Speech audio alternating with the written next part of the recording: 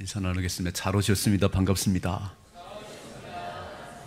됩니다. 잘 됩니다. 갈수록 더 잘 됩니다.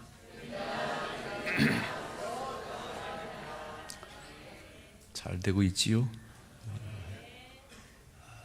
내일이 성탄절인데 내일은 제가 설교를 5분만 하고 우리 샤론과 시온의 연합 그 성가대가 찬양대가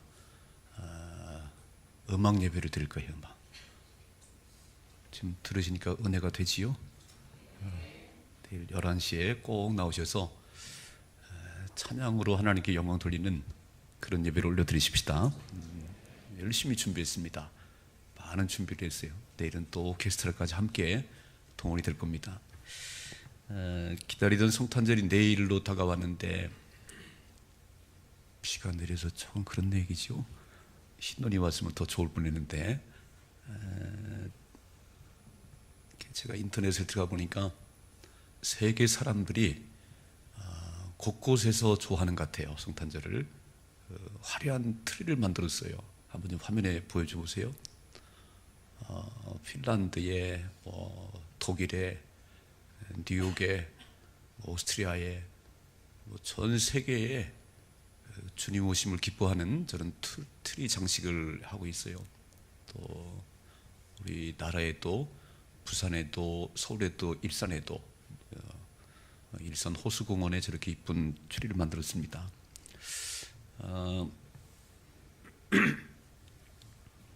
주님의 오심이 기쁜 이유는 우리의 죄 문제를 누구도 해결할 수가 없었는데 돈으로 해결되는 게 아니에요. 이건 지식으로 해결되는 것이 아니고 누군가 대신 나를 위해 죽으셔야 되는데 죄 없으신 분이 대신 죽어야 됩니다.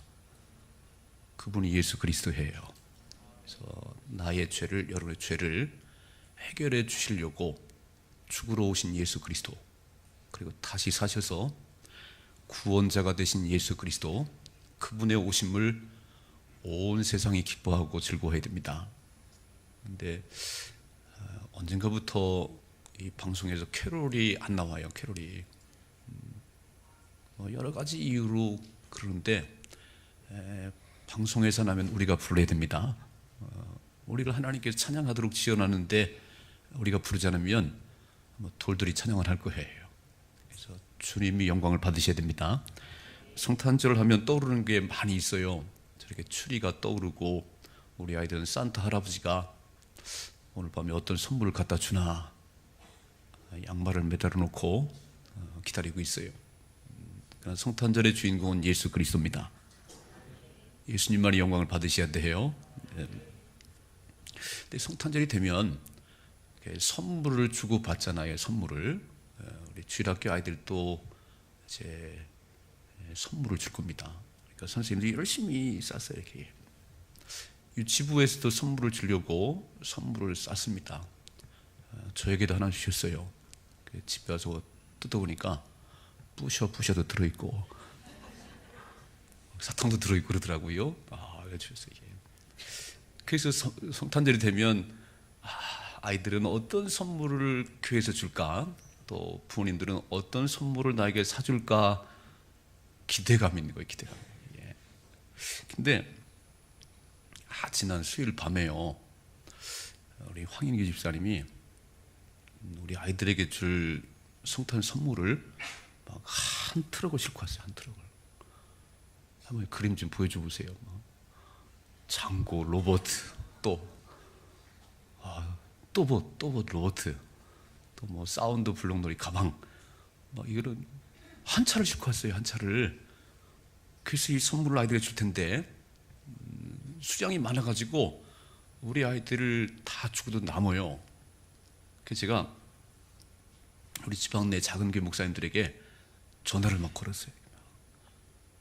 목사님, 주일학교 애들 몇 명이에요? 몇 명? 그랬더니요, 우린 주일학교가 없어요. 몇몇 교회들이 막 이 선물을 주려고, 목사님 주일학교 애들 몇 명이세요? 그러니까 없어요. 한 명 있어요. 한 명. 오세요. 선물 주려고 그래요. 2개 가져가세요. 2개. 그래서 어떤 교회는 2개 가져가고 어떤 교회는 10개를 가져가고, 작은 교회들이니까 제일 많이 가진 교회가 20개인가 봐, 20개예요. 그래서 금요일 저녁부터 어제까지 계속 막 오라고 그래서 작은 교회 목사님들이 저 선물을 가져갔어요. 저한테 문자가 왔어요. 목사님 대박입니다, 대박. 얼마나 좋아하는지요. 그래서 어제까지 나눠드린 것이 한 100여 개 넘는 것 같아요. 우리 황 집사님께 감사드려요. 누구신지 잘 모르시죠? 저 잠깐 난 손만 들어봐. 이렇게 우리 황 집사님이 참 한추를 걸리고, 박수 한번 해줘요.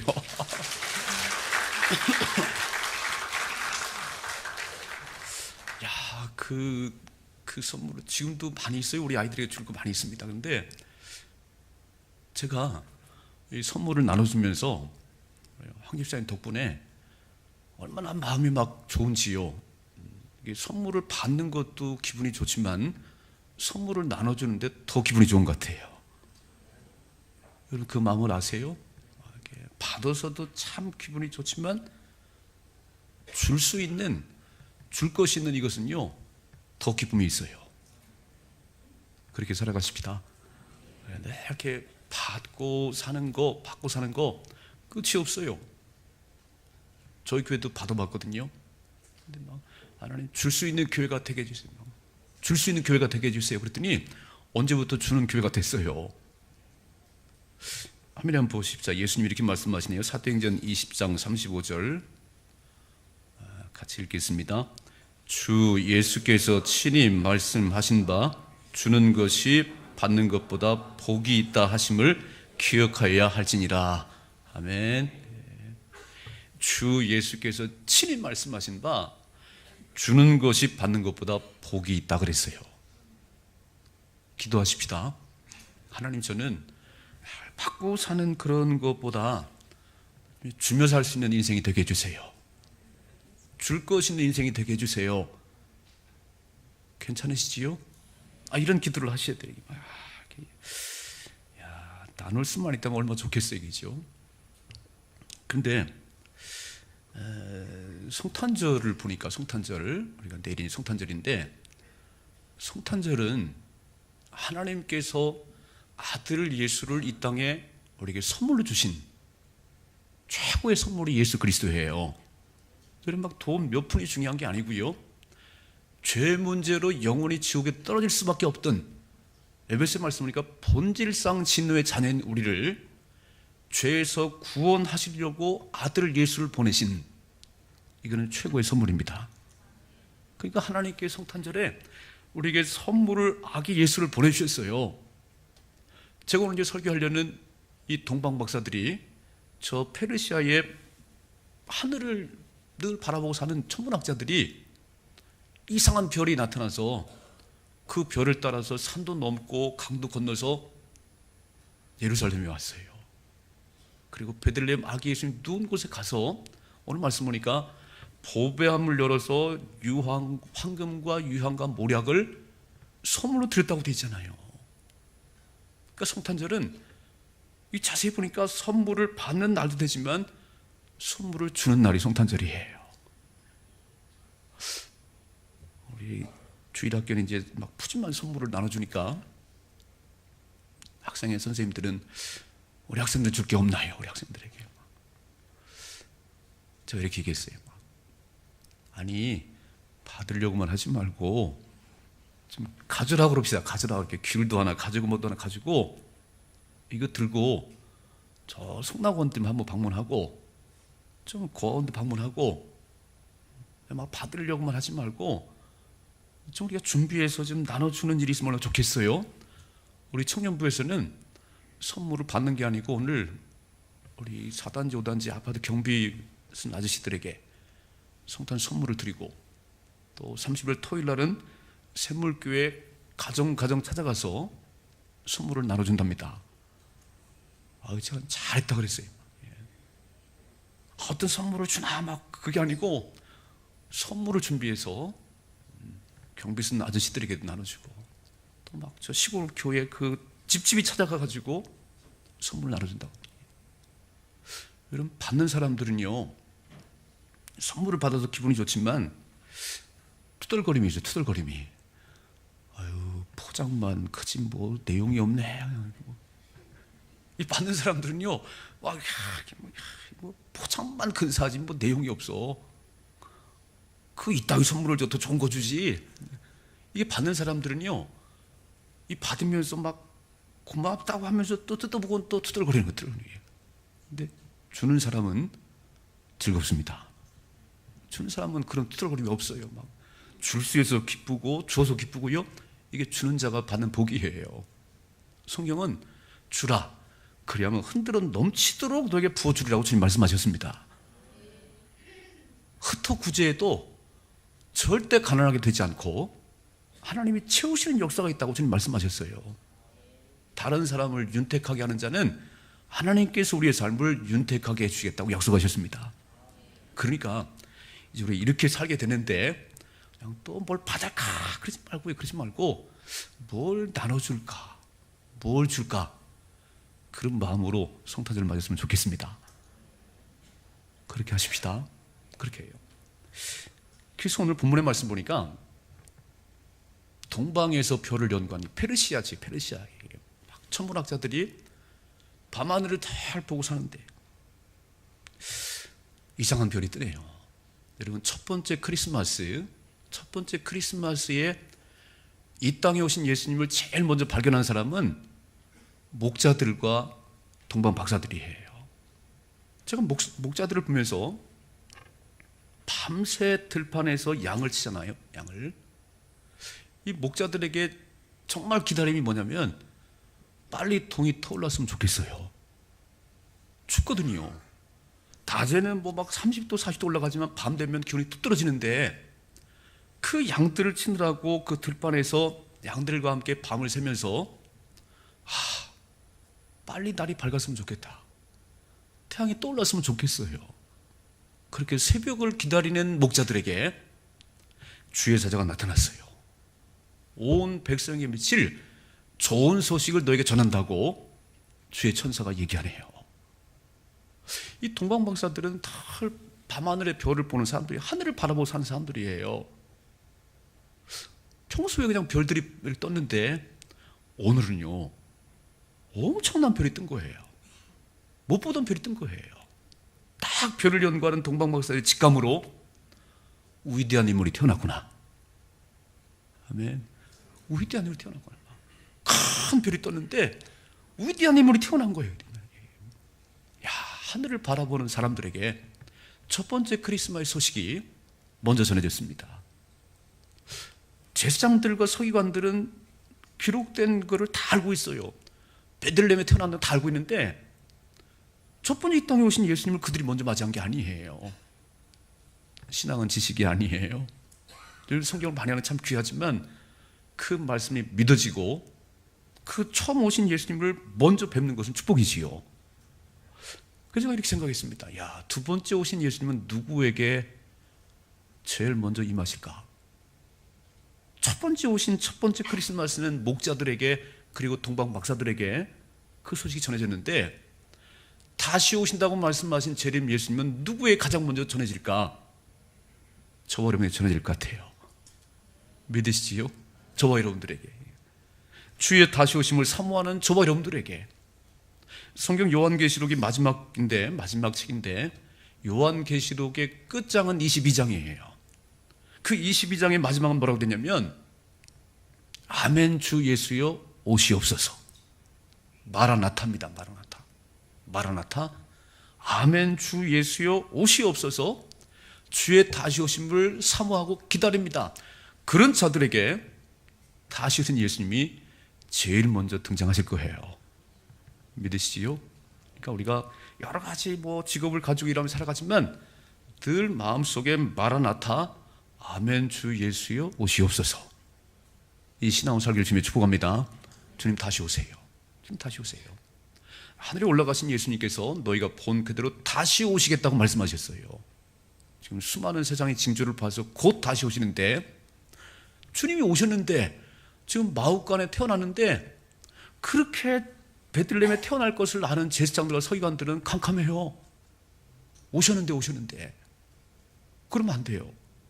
그러니까 오신 예수님을 다 맞이할 수 있어야 됩니다. 마라나타의 신앙을 가지고 주님의 다시 오심을 기다리십시다. 오늘 동방 박사들이요, 그 별을 보고 못 보던 별이에요. 막 엄청 큰 별이에요. 그래서 별을 보고 그 별이 인도하는 대로 막 따라왔어요.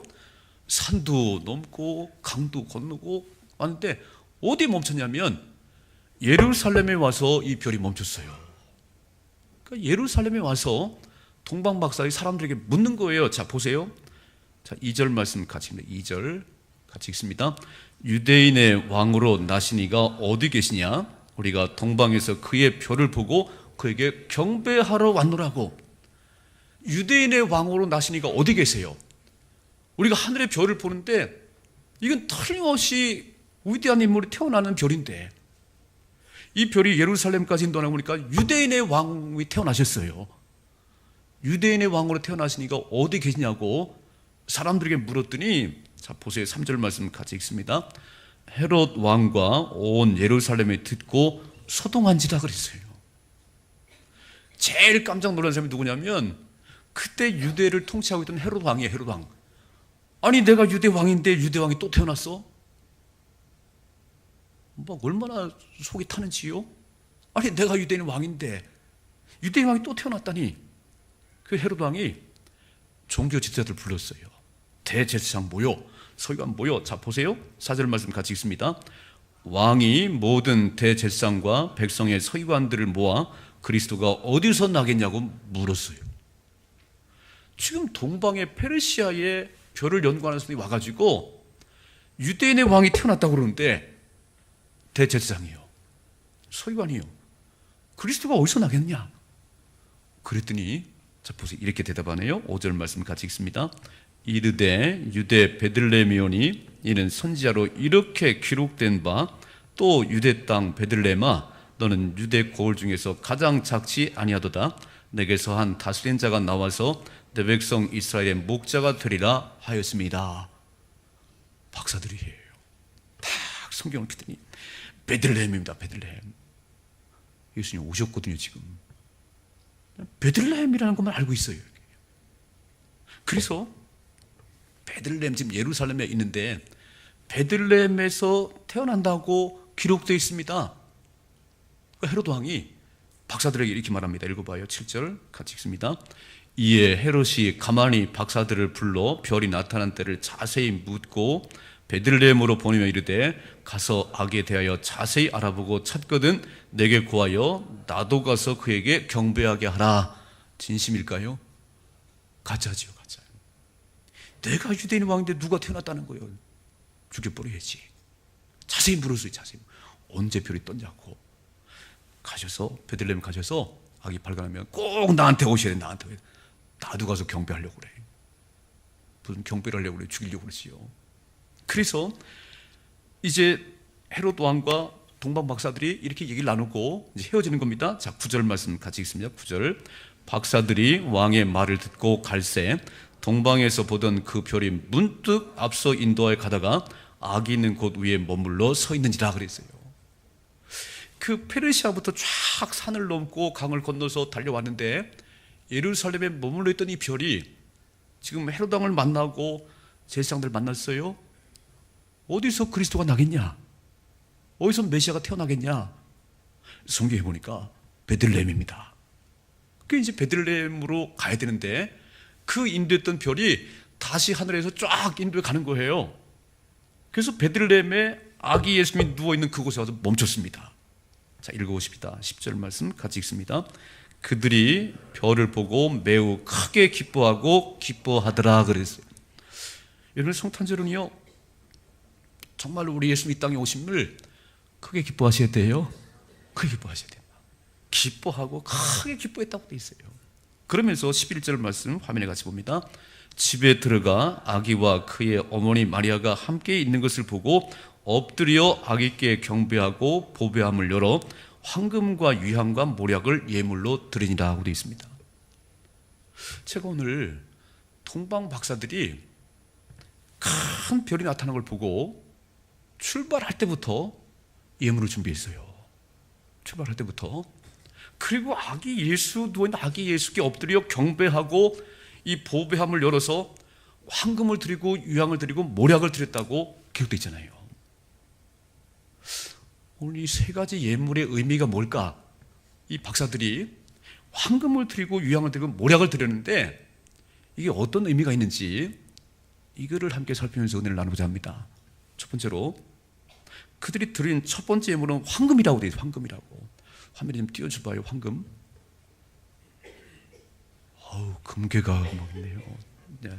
제가 두바이를 우리 성지순례 갈 때, 잠깐만요. 화면에 잠깐. 두바이를 갔더니요. 두바이 금빵이 쫙 보이는데 한번 띄워줘봐요. 금빵. 두바이 금빵. 또 띄워줘봐요. 예. 와, 이게요. 막 금으로 옷을 만들었어요.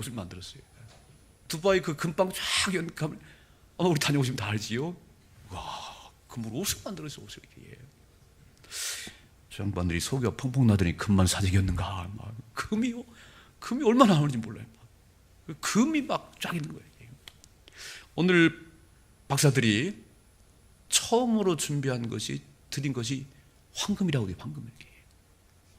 여러분 지금도 금은 귀하잖아요. 금은 여전히 가치가 있잖아요. 그래서 막 불안하면 금을 사재 놓는 거예요. 금을. 옛날에 왕을 뵈러 갈 때는 왕의 그 존귀함을, 왕의 왕됨을 인정하는 의미로 황금을 가지고 갔습니다. 황금을. 이렇게. 황금을 가지고 왕을 뵈는 거예요. 이렇게. 오늘 우리가 이제 선물을 받기도 하고 주기도 하는데, 여러분 성탄절에 선물을 이렇게 누구 주려고 그럴 때 좀 고민되지요, 그죠? 저분에게 어떤 선물을 드려야 될까? 그냥 평범하고 친하고 그러면 아무거나 해도 되겠어요. 이렇게 막 우리 친하니까 이렇게. 근데 좀 존귀하시고 좀 은혜를 내게 주셨고 내가 막 귀하게 여기는 분에게는요 아무렇게나 드릴 수가 없잖아요. 좀 좋은 거를 드려야지. 값도 나가고 좀 받아서 기분이 좋고 이런 예물을 준비하는 것이 선물을 준비하는 사람의 마음이에요. 그러니까 동방 박사들이 틀림없이 위대한 인물이 왕이 태어났는데 이 왕에게 어떤 선물을 드릴까? 그냥 돌 하나 갖다 줄까? 그래 안 했어요. 이 태어난 이 왕이신 이분에게 최고의 선물을 드리고 싶은데 오늘 황금을 싸들고 왔습니다. 그리고 아기에게 엎드려 경배하면서 드렸어요. 이렇게. 황금을 드렸다는 얘기는 무슨 얘기냐면 당신은 나의 왕이십니다. 황금을 아기 예수께 드렸다는 얘기는 아기 예수님 당신은 나의 왕이세요. 순금이자 황금 변치 않는 영원 불변의 나의 왕이십니다. 아멘 좀 해줘요. 예수님은 나의 왕이십니다. 이게 동방 박사들이 드렸던 첫 번째 예물의 의미예요. 막 금이 나무에서 드린 게 아니에요. 아기 예수님이 내 삶의 왕이세요. 영원히 변치 않은 나의 왕이십니다. 그런 마음으로 예물 드리는 거예요. 여러분 성탄절인데 우리가 예물 드리고 뭐 그런데요 그냥 막 아무 생각 없이 드리지 말고 예수님께서 내 삶의 왕이십니다. 영원한 왕이십니다. 그런 마음으로 드리십시다. 그런 마음으로. 예. 두 번째로 오늘 유향을 드렸다고 해요. 유향 나무가 있어요. 나무 화면 좀 보세요. 나무가 이게 저기 유향 나무인데 저런 나무에서 마치 고무를 채취하듯이 넘겨보세요. 이렇게 고무를 채취하듯이 진액을 받아서 이제 유향 가루를 만드는 거예요. 네, 넘겨보세요. 네, 또 이제 유향인데 저 유향을 또 파는 가게도 있어요. 보니까. 그래서 이 향이에요. 향으로 하나님 옆에 구약에 보면 분향을 했다 이렇게 그 향 재료를 가지고 하나님 앞에 제사를 드리는 건데 우리가 제사 드릴 때도 그렇고 상가집에 가면 믿지 않는 사람들이 향을 피워놓잖아요. 향을 피워놓습니다. 우리는 예수 믿는 사람들은 그걸 안 피워요. 안 피우는데 제가 이제 막 예배를 인도할 때 그 향 피운 옆에서 제가 딱 서 있거든요. 그럼 이 향이 이렇게 나에게 들어가면 어떤 때는 막 말이 안 나와요. 막 너무 진해서 막 향이. 근데 안 믿는 사람들이 향을 피우면서 이거를 높이는 거거든요. 레위기 말씀 보니까 그 향을 이스라엘 제사장들이 여호와 하나님께 제사를 드릴 때 반드시 분향을 하라고 돼 있어요. 이것은 하나님이 하나님 되심을 높이는 것이고 알리는 것이에요. 이 향을 피울 때는 반드시 대제사장이 거기 개입합니다. 이게 무슨 말이냐면 하나님과 우리 사이의 중보이신 예수 그리스도, 예수님은 우리의 영원한 대제사장이십니다. 유향을 드렸다는 얘기는 하나님과 우리 사이의 영원한 중보이신 대제사장이십니다. 그래서 유향을 드리는 거예요. 유향을. 이게 아무 의미 없이 드리는 게 아니에요. 출발할 때부터 이 향을 들고 왔어요. 그 향을 올려드린 겁니다. 예수님은 우리의 영원한 대제사장이세요. 구약시대 때는요, 우리가 직접 들어갈 수가 없어요. 대제사장의 고해성사를 했어요. 고해성사를. 그러면 대제사장이 나를 대신해서 들어갔어요. 하나님과 나 사이의 중보자이신 영원한 대제사장은 예수 그리스도입니다. 그런 고백으로 유향을 드렸어요. 세 번째로 모략을 드렸어요. 모략을. 자, 보니까 모략 나무도 있어요. 아프리카와 아라비아에 자라는 나무인데 화면에 좀 띄워줘봐요. 저기 모략 나무예요. 저기서 이제 그렇게 진을 채취해가지고 모략을 만드는데, 이게 뭐냐면 죽은 사람들 시체에 발라서 썩지 않도록 하는 것이 모략이에요. 자, 이집트에 가면 그 스핑크스가 보이지요? 화면에 보세요. 스핑크스가 보셨지요? 저게 뭐냐면은 무덤의 왕들의 무덤이에요. 저 밑에 왕들의 시체가 있는데, 그 왕들의 시체를 그냥 한 게 아니라 저렇게 미라로 만들어 가지고 모략을 바른 거예요. 모략을. 그래서 그 모략을 바르면 상하지가 않는 거예요. 제가 이집트 박물관에 가보니까 막 3,000년 전, 4,000년에 죽은 바로의 그 시체가 미라로 돼 있는데, 와, 안 썩었어요. 수염도 나 있어요. 그러니까 이 모략을 발라서 그렇게 한 겁니다. 이게 무슨 말이냐면 예수님께서 저와 여러분의 죄를 짊어지시고 죽으셨어요.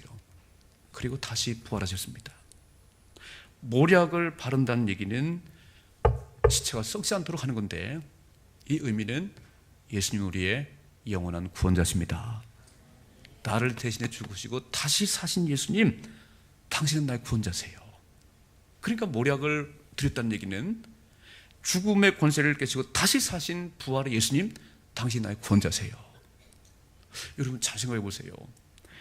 이 큰 먼 길을, 산을 넘고 강을 건너서 와가지고 그 출발할 때부터 별이 딱 떴을 때에 왕이에요. 왕. 이분 왕에게 드릴 예물을 준비하는데, 유향을 드리고 황금을 드리고 모략을 드리면서 당신은 나의 왕이십니다. 당신 나의 대제사장이십니다. 당신은 영원한 구원자세요. 이런 고백의 의미가 이 선물 속에 들어있는 거예요. 여러분, 성탄절 우리는 선물을 받아서 기분이 좋고 주면 더 기분이 좋다고 제가 말씀드렸어요. 우리 예수님께 드릴 선물 어떤 걸 드리냐면 이런 믿음의 선물을 드리십시다. 예수님, 당신은 나의 왕이세요. 성탄한금 드리는 그것도 중요하지만 진짜 우리 마음에서부터 예수님 우리 왕이라고 하는 그 고백을 담아서 올려드리십시다. 아멘이시지요? 그게 성탄절의 의미예요. 아무 생각 없이 하는 게 아니에요. 동방박사는 큰 먼 길을 오면서, 이 별의 주인공을 만나면 내가 황금을 드려야지. 무슨 의미예요? 황금 자체가 중요한 게 아니고 왕에게 드리는 황금을 드리면서 당신은 나의 왕이라고 고백하는 거예요. 당신은 나의 영원한 대제사장이십니다. 당신은 나를 죄에서 구원하실 구원자세요. 이 선물을 좀 올려드리십시다. 참 귀하잖아요. 얼마나 의미가 있어요. 그래서 성탄절을 세상 사람들은 그냥 장사가 잘 되는 날, 막 흥청망청 노는 날이지만 그게 아니고 이 땅에 오신 하나님의 최고의 선물 예수 그리스도는 내 삶의 왕이십니다. 그래서 에베소의 말씀 보니까 너희가 예수를 알기 전에는, 예수님을 내 마음속에 주로 모시기 전에는 본질상 진노의 자녀였다고 써 있어요. 외인이다, 외인. 소망도 없다. 우리 지금 아무런 소망이 없는 거예요. 예수님이 아니면 소망이 없어요. 그냥 그렇게 살다가 지옥 가는 거니까. 그런데 예수님께서 오셔서 나를 대신해 죽으시고 십자가에 죽으시고 부활하심으로 그 예수 믿음으로 하나님께 나가는 길을 열어주셨어요. 화목제물이 되셨습니다. 이제는 예수님은 내 마음속에 주로 모신 저와 여러분들은 외인이 아니요, 이방인이 아니요, 하나님의 아들입니다. 하나님의 상속자예요. 영원한 하나님 나라를 상속받는 상속자의 신분이 됐어요. 그러니까 최고의 선물은 예수 그리스도지요. 뭐 어떤 선물을 받고 싶으세요? 아이들은 막 그 양발 주머니다가 뭘, 어릴 때부터 예수 그리스도 최고의 선물이에요. 산타 할아버지가 중요한 게 아니에요. 우리 예수님이 중요합니다. 오늘 이 동방방사 드리는 세 가지 예물을 잘 기억하시면서 우리가 믿음으로 고백하십시다. 당신은, 자, 화면에 한번 같이 읽어봐요. 같이 읽습니다. 시작. 예수님은 우리의 왕이십니다. 예수님은 우리의 대제사장이십니다. 예수님은 우리의 구원의 주님이십니다. 아멘. 이런 믿음의 고백을 통해서 정말 주님 앞에 찬양의 선물을 드리고 예물을 드리고 그런 성탄절이 되기를 주님의 축복합니다. 기도하겠습니다.